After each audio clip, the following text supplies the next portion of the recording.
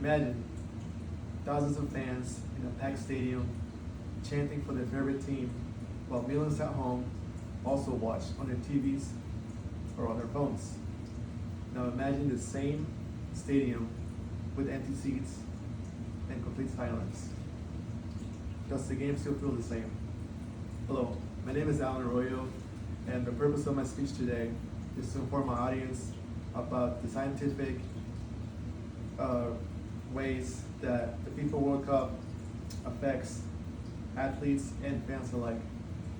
My 3 points today are going to be how watching and being involved with the World Cup can increase psychological satisfaction in fans. My second point is how crowds can influence who wins or loses during a match. And my last point is the new strategies that FIFA has implemented to take care of players' health during the tournament.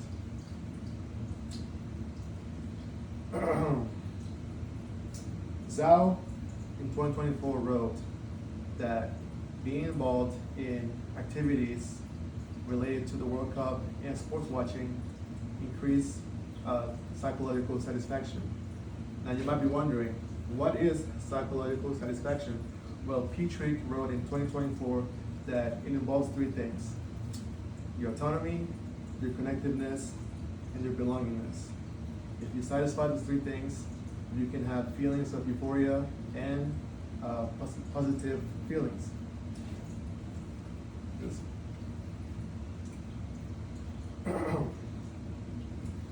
Spectators have a higher chance of feeling those emotions, and even when their team loses, that can be used, those negative feelings they talk about with each other, those feelings can be used as psychotherapy to express and communicate their actual feelings.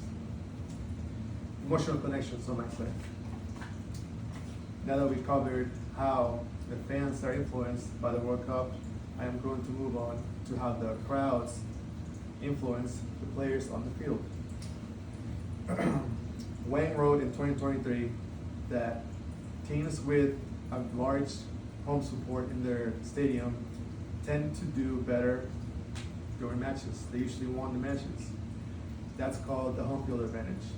While we don't know what the home field advantage includes, we know that it affects communication between players, performance, and it also affects how referees make the calls. During COVID times, a lot of European leagues and leagues in North America did not allow fans to join the match. So that was a real life case study of how if you don't have fans and you're a home team, you don't have that field advantage. So now it's equal. So that was kind of a cool study they did. Now that we learn about how crowds can affect the performance in the field, we're going to move on to the techniques that FIFA implements to take care of the players' health. The 2026 World Cup is played in United States, Canada, and Mexico. These places have a different climate and altitude than a lot of countries in Europe and Asia. Two ways that they helped out their players is one, by adding hydration breaks. They get two, one in each half. And they also encourage teams to arrive to their camps earlier, like weeks earlier, so that they can get acclimated to the altitude and their sleep schedule and fatigue. Ash in 2026 wrote, and this diagram here talks about all the protocols that follow him.